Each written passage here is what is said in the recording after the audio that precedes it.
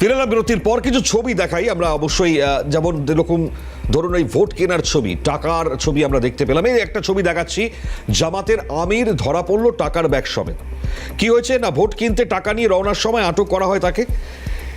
নীলফামারীর সৈয়দপুর বিমানবন্দর, সেখানে বিপুল পরিমাণ নগদ টাকা সহ তাকে আটক করা হয়। ঠাকুরগাঁও জেলা, সেখানে জামায়াত ইসলামীর আমির বেলাল উদ্দিন, তাকে আটক করেছে আইন শৃঙ্খলা রক্ষার বাহিনীরা।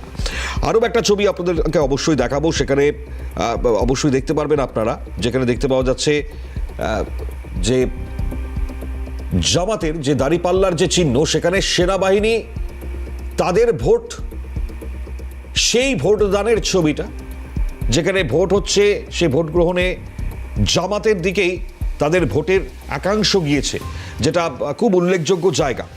এখন বাংলাদেশের ক্ষেত্রে এই ছবিগুলো মানে আগামীতে খুব স্বাভাবিকভাবে তহিদুরের কাছে আসবো ডেফিনেটলি এই জায়গা থেকে, যে এই ছবিগুলো তো ডেফিনেটলি সামনে এসছে তহিদুর, এর ব্যাখ্যা কি হতে পারে আপনার কাছে?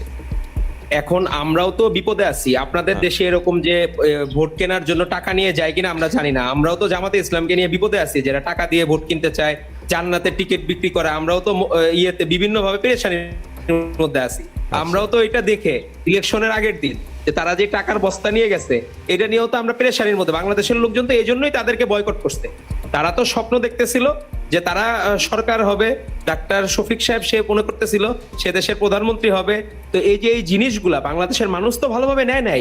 টাকা দিয়ে আপনি কেন ভোট কিনবেন? আপনি যদি জনপ্রিয় হন, আপনি আসেন, সরাসরি ভোটে আসেন, মানুষের মন জয় করেন, কিন্তু টাকা দিয়ে তো আর মানুষের মন জয় করা যাবে না। আপনাদের কলকাতায় বা পশ্চিমবঙ্গে হয় কিনা আমরা জানি না, যে এইভাবে কি আছে কিনা। তো আমাদের এই নর্মস গুলা, এই জামাতে ইসলামীর যারা আছেন, এরা বিশ্বের কাছে আমাদের মর্যাদা হানি করতেছে। তারা এই বিশ্বের দরবারে আমরা নিজেরা তখন মনে করবে যে হয়তোবা এইটা মনে হয় এই দেশের জন্য একটা কমন কালচার। তো আমরা এগুলোতে বিব্রত বোধ করি। তো আমরা জামাত ইসলামকে আপনাদের মাধ্যমে সারা বিশ্বের যারা আছে তাদের কাছে অনুরোধ করবো, জামাত ইসলামী ভবিষ্যতে যদি রাজনীতি যখন করবে, তারা যাতে টাকা দিয়ে ভোট চেনার চেষ্টা যাতে না করে। তারা যাতে আগে থেকে সিল মারা, রাতে নিশিরাতে ভোট করা, মানে রাতের মধ্যেই ভোট সব করা। আপনারা তো ইয়ের যে ইলেকশন গুলো ছিল আওয়ামী লীগ পিরিয়ডে, একবার ইলেকশন হয়েছে, সেখানে আনকন্টেস্টেড বেশিরভাগ আসন তারা উইন করে ফেলছিল। আরেকবার ইলেকশন হয়েছে, আগের রাতে ব্যালট বাক্স ফিল আপ করে ফেলছিল। আর এরপর একবার ইলেকশন হইলো, আমরা আর মামুরা, মানে আমি আর আমার মামু দুইজনে মিলে ইলেকশন করে, দুইজন একই পরিবারে সবাই উইন করে ফেললো। তো এরকম ইলেকশন গুলা হয়েছিল। এখন আমরা দেখতেছি জামায়াত ইসলামী সেই যে আগের চর্চাগুলা, এগুলা ভালো চর্চা না। যেটা হলো যে চর্চাগুলো হয়েছে, তো আমার মনে হয় তারা এই লীগের থেকে এই জিনিসগুলা শিখেছে। তারা ভালো শিক্ষাগুলা বা কোনো কিছুতে ভালো শিক্ষা ছিলই না, সব খারাপ শিক্ষা তারা নিছে এই জায়গা থেকে। তো আমরা আশা করব তারা ধর্ম নিয়ে রাজনীতিটা কমাবে। আমরা কখনোই চাই না এই সাবকন্টিনেন্টের রাজনীতি বা কোনো জায়গায় ধর্মভিত্তিক রাজনীতি।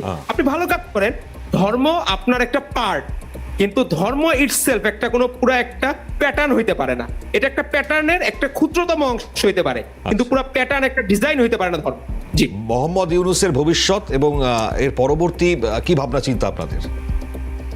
ধন্যবাদ আপনাকে। এখন ডক্টর মোহাম্মদ ইউনূস তো উনি হচ্ছে যেহেতু অন্তর্বর্তীকালীন সরকার তো অনির্বাচিত সরকার, তার সাথে বিষয়গুলো তো এখন পলিসি মেক করবে নির্বাচিত সরকার।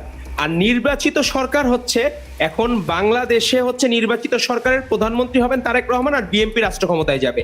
এখন ভারতের নরেন্দ্র মোদী এবং মমতা দিদির সাথে সম্পর্ক কি হবে, এটা ডিপেন্ড করবে তারেক রহমান এবং বিএনপি সরকারের পলিসির উপর। এটা দ্বিপাক্ষিক সম্পর্ক হবে। এটা ইউনূস সাহেব যেখানে শেষ, তার আজকে গতকাল পর্যন্ত তার ডিউটি ছিল ইলেকশনটা সুন্দর মতো করা। তার নেক্সট দিন ডিউটি হচ্ছে গেজেট প্রকাশ করা, আর ৩-৪ দিন পরে ক্ষমতা হস্তান্তর করা। যেদিন থেকে ১৭ বা ১৮ তারিখে দায়িত্ব গ্রহণ করবেন আমাদের প্রধানমন্ত্রী তারেক রহমান, তখন তারেক রহমানের সাথে বন্ধু নরেন্দ্র মোদীর সাথে কথা হবে, তখন আমাদের বোন হিসাবে মমতা দিদির সাথে কথা হবে আমাদের প্রধানমন্ত্রী তারেক রহমানের। বিষয়গুলো তখন এইভাবে কথা হবে। আগের কি হয়েছে সেই জায়গায় বিষয়গুলা, যে কোনো কিছু হয় যে আমাদের সম্পর্কের হারমোনি নষ্ট হওয়ার বিষয়, সেই বিষয়ে সিদ্ধান্ত আসতে পারে। এমন কোনো বিষয় হতে পারে যে জায়গাগুলোতে আমাদের ডিবেটেবল অনেক বিষয় আছে, আমাদের ডিবেট করার মতো। অনেক সময় হয় আপনারা একই পরিবারের সবার সাথে সবার ভালো সম্পর্ক থাকে না। আপনি দেখেন দুই ভাইয়ের মধ্যে সম্পর্ক খারাপ হয়ে যায়, ভাই বোনের মধ্যে অনেক সময় সম্পর্ক হয়। কিভাবে সম্পর্ককে আরো ডেভেলপ করা যায়, এবং আমরা যাতে এই দক্ষিণ পূর্ব এশিয়ায় একটা যাতে আমরা এই যখন সার্ক গঠন করা হয়েছিল, জিয়া রহমান করেছিলেন, সেই যাতে আমরা সম্মান যাতে বৃদ্ধি হয় আমাদের, আমরা যাতে প্রাউড ফিল করি। আপনারা যেমন ইন্ডিয়ান হিসেবে প্রাউড ফিল করেন, আমরাও যাতে অ্যাজ এ বাংলাদেশি হিসাবে আমরা বাংলাদেশকে কিভাবে আফল করতে পারি। আমাদের এবারের প্রতিপাদ্যই ছিল, মূল প্রতিপাদ্যই ছিল সবার আগে বাংলাদেশ। তো বাংলাদেশকে আমরা কিভাবে আফল করব, আপনারা যেভাবে আপনাদের ভারতকে ইন্ডিয়াতে আফল করেন, আমরাও চেষ্টা করি আমাদের বাংলাদেশকে কিভাবে আফল করব, কিন্তু আমাদের সম্পর্ক যাতে কোনো খারাপ না হয়, বন্ধুত্বপূর্ণ ভাই বোনের যাতে সম্পর্ক থাকে। একদম। ধন্যবাদ। অসংখ্য ধন্যবাদ ডক্টর তৌহিদুর রহমান, অসংখ্য ধন্যবাদ এবং কংগ্রাচুলেশনস আরো একবার জানাই আপনাদের, খুব গুরুত্ব রাখবে। অসংখ্য ধন্যবাদ জানিয়ে ঠিক এই জায়গা থেকে দাঁড়িয়ে কিছু রাজনৈতিক বক্তব্য মানে আমাদের দেশের যারা নেতৃত্বরা রয়েছেন, বিশেষ করে পশ্চিমবাংলার ক্ষেত্রে অধীর চৌধুরী এবং কুণাল ঘোষ, অর্থাৎ কংগ্রেস এবং তৃণমূল কংগ্রেস, কি বলছেন তারা দুজন নেতৃত্বরা, শুনুন। বাংলাদেশের নির্বাচনটা ঠিক তো নির্বাচন হয়নি, আংশিক নির্বাচন হয়েছে, কারণ সব দল সেখানে অংশগ্রহণ করতে পারেনি।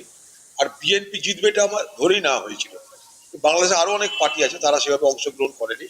বাংলাদেশের ভোটে যে পরিমাণ মানুষের অংশগ্রহণ হয় প্রত্যেকবার, এবার সেটা হয়নি, ফলে ভোট কমসে কম হয়েছে। আমরা চাইবো যে বাংলাদেশে যারাই সরকার করুক না কেন, সেই সরকারের সঙ্গে ভারতবর্ষের সম্পর্কটা বন্ধুত্বপূর্ণ হোক, সুদৃঢ় হোক, এটা আমরা চাইব।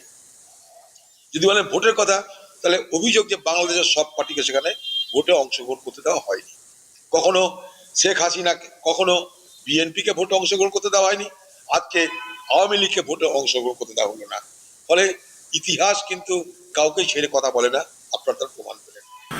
আলাদা দেশ আলাদা রাষ্ট্র, এই মুহূর্তে আমরা এখান থেকে কোনো মন্তব্য করছি না। আমাদের সর্বভারতীয় নেতৃত্ব নজর রাখছেন, ওটা বাংলাদেশ একটি আলাদা রাষ্ট্র। ফলে তার অভ্যন্তরীণ যে বিষয়, আমরা সবসময় চাই বাংলাদেশ শান্ত থাকুক, সুন্দর থাকুক, গণতান্ত্রিক প্রগতিশীল থাকুক। আমাদের অনেকেরই স্মৃতি, পূর্ব বাংলা একটা আলাদা আবেগ, এই সুন্দর স্মৃতি অটুট থাকুক। এর বাইরে একটি আলাদা রাষ্ট্রের ভোট হচ্ছে, আমরা এখান থেকে কোনো রাজনৈতিক মন্তব্য করব না।